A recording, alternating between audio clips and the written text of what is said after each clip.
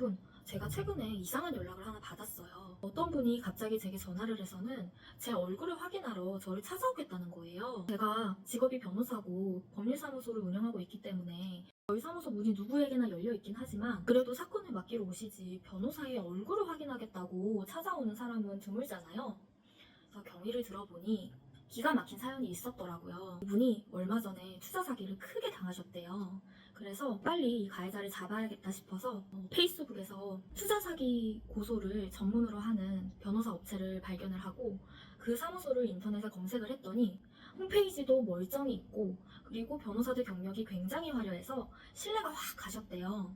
그래서 바로 직원이랑 먼저 통화를 나눴는데 직원이 투자 사기 고소는 이면 변호사가 최고다 이렇게 하길래 바로 또 이면 변호사랑 고소대리 계약을 체결하고 1,000만 원의 착수금을 입금하셨다고 합니다. 바로 다음날 이 이면 변호사가 급하게 전화가 와서는 사건을 조사를 해보니 의뢰인의 자금이 이미 해외 도박 사이트에 모두 이체가 돼서 세탁까지 다 된 상황이라 정상적인 사법 절차를 통해서는 회수할 수 없는 단계에 와 있다는 거예요. 그런데 본인의 법률사무소가 IT 기술자도 보유하고 있는데 이 IT 기술자가 알아보니 이 해외 사이트에 취약점이 있어서 그 취약점을 이용해서 베팅을 하면 그 베팅 결과를 통해서 잃은 돈을 전부 회수해 줄 수는 있다. 그리고 이것이 돈을 찾을 수 있는 유일한 방법이다. 라고 하더래요. 그래서 이분이 기술자 연락처를 받아서 기술자에게 또 전화를 했어요. 처음에는 기술자가 알아들을 수 없는 전문 용어들을 얘기하더니 베팅을 통해서 딴 돈을 가지고 사기 피해액을 회복을 할 건데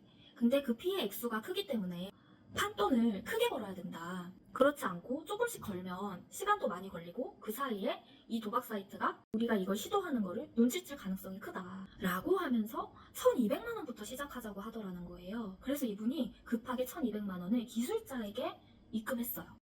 그래서 기술자가 한동안 처리를 하는 그런 소리가 들리더니 갑자기 또 하는 말이 돈을 따는데 성공을 했대요. 그것도 사기 피해액의 5배나 되는 돈을 따냈다는 거예요. 근데 문제가 뭐냐면 이 돈을 인출하기 위해서는 수수료를 지급해야 된대요. 그 수수료가 1,750만 원이래요. 이분이 또 여기저기서 돈을 빌려서 1,750만 원을 기술자에게 입금을 했어요. 그리고 출금 신청을 했죠. 아무리 기다려도 돈이 들어오질 않는 거예요. 고객센터랑 연락을 했더니 고객센터가 도박을 통해서 따낸 돈에는 세금이 35%가 붙는다. 35%에 해당하는 세금을 먼저 내야 이 돈을 입금해 줄 수 있다 라고 하더래요. 근데 이분이 1,750만 원이 마지막 영끌이었던 거예요. 그래서 이면 변호사한테 사정하면서 소득세를 못 냈다고 이 돈을 안 주는 게 말이 되냐, 이 돈을 주면 소득세 2배도 주겠다 라고 하면서 협상을 하려 했지만 변호사는 의뢰인과는 절대로 돈거래를 하지 않는다 라고 단호하게 거절하고 그 뒤로는 연락이 안 되더래요. 여러분, 이게 지금 유행하고 있는 신종 보이스피싱 사기 수법인데요. 제가 처음에 영상을 시작할 때 이분이 제게 연락을 해서 제 얼굴을 확인해야겠다고 말씀드렸잖아요. 그 이유가 놀랍게도 법률사무소 여명에 소속된 이미연 변호사가 바로 이 이미연 변호사였다는 거예요. 어떻게 된 거냐면 이 가해자들이 대한변호사협회에 게시된 제 사진을 그대로 도용을 해서 홈페이지를 만들고 그 홈페이지에서 마치 제가 직접 사건을 수행하는 양 홍보를 하고 있었던 거죠. 이분이 변호사랑 연락이 끊긴 다음에 얼마나 조마조마하셨겠어요. 그래서 사방팔방을 돌아다니면서 이 이미연 변호사를 찾겠다고 하시다가 결국 대한변호사협회에 전화를 해서 제 사진을 확인하고 제 실제 연락처를 알아내시고 저한테 전화를 하셨던 거예요. 근데 막상 통화를 나눠보니 목소리도 다르고 그리고 자기가 선임한 변호사는 창원 사무소에서 일하는 변호사였는데 저는 서울에서 일을 하고 있으니 이 정도 다르고 그래서 그제야 사기구나 이제 확신을 하신 거죠. 보이스피싱 범죄가 제가 기억하기로는 20년 정도 전부터 엄청나게 우리나라에서 유행하기 시작했는데 처음에는 가족의 목소리를 사칭해서 돈을 요구하는 방식이었다가 그 뒤로는 점차 그 범행이 대범해지면서 제보업체를 사칭하고 은행을 사칭하고 경찰을 사칭하고 검찰을 사칭하고 금융감독원까지 사칭하기에 이르렀거든요.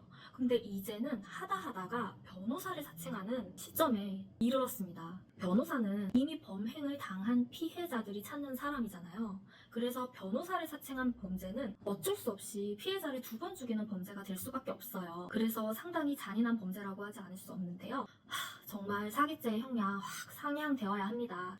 여러분, 제가 제 명의를 사칭당한 것을 기회로 이렇게 길게 영상을 찍게 되었는데요. 혹시 여러분이나 여러분 지인 중에서 비슷한 상황을 겪고 계신 분이 있다면 일단 모든 일을 멈추시고 제가 다음 영상에서 이 범죄에 대응하는 방법을 깔끔하게 정리를 했으니 그 영상을 참조해서 문제를 꼭 해결하시기 바랍니다. 그리고 이 변호사 사칭 범죄가 아직까지는 다른 보이스피싱 범죄 유형보다는 덜 알려져 있어요.